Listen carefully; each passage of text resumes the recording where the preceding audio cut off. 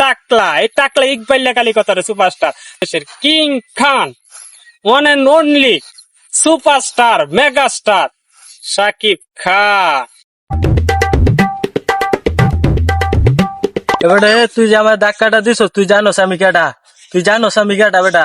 আমি হলো বাংলাদেশের একমাত্র সুপারস্টার অনন্ত জলিল।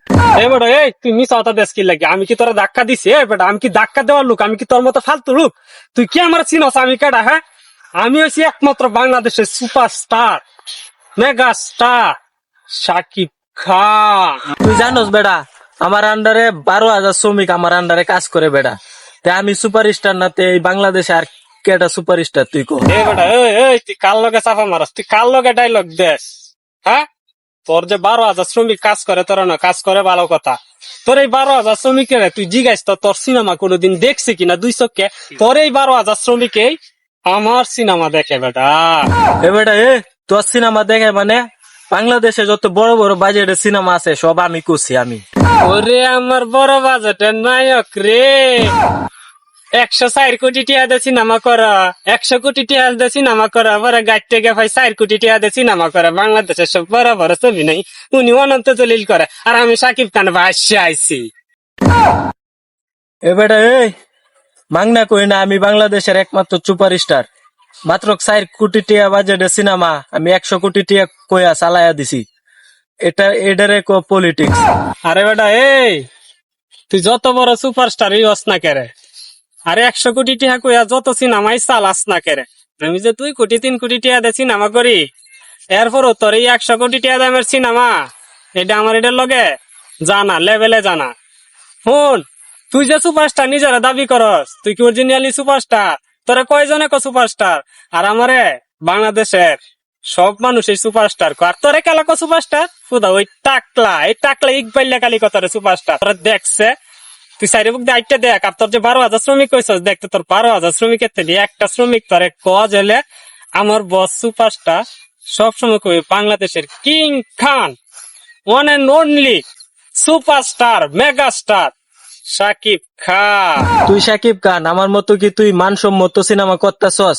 তুই আমার মতো এত বড় বড় সিনেমা করতাছস? সাল নাই কুত্তা বাগা না। আরে বেটা, আমার যতগুলা সুপার ডুপার হিট সিনেমা আছে, কয়টা কি সিনেমা তুই সর্বমোট করছস? আমি তো বাংলা ইন্ডাস্ট্রিরে কেতেতে শহর আইনে তুলছি। আরে বেটা, তুই খেতে শহর আইনে তুললে ওই সেটা কি ক?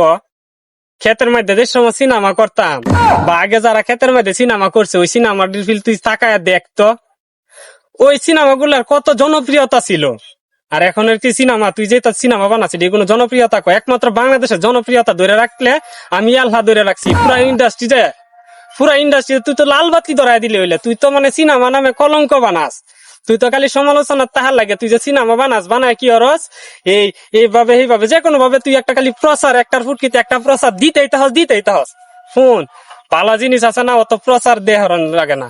বাজারে যদি মাছ কিনতে যাস, যে বেটার ভালো মাছ থাকে, টাটকা মাছ থাকে, এই বেটা অত চিল্লাডুল্লি করে না।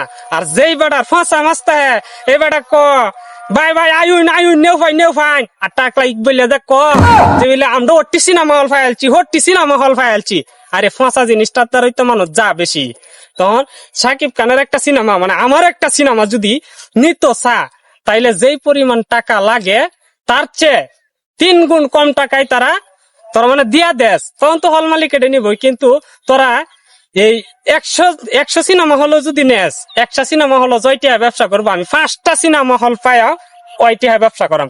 তোর মতো আমি ফাঁসা সিনেমা বানাই না, আর ফাঁসা সিনেমার প্রচার আমি দেই না। তুই আজকে আমার একলা পায়া তুই বেজ্জতিটা কইরে দিলে। নেক্সট টাইম আমি আইতাছি, ইকবাল বাইরে লইয়া ফোন। তুই কি হরস? যাই। আরে যা, তুই যে কি করবে এটা জানি। আর ফোন, কুত্তার শিয়াল দেখবে আছে না, সবসময় শিকার হলে আছে না দল বাইন্দে শিকার হরে।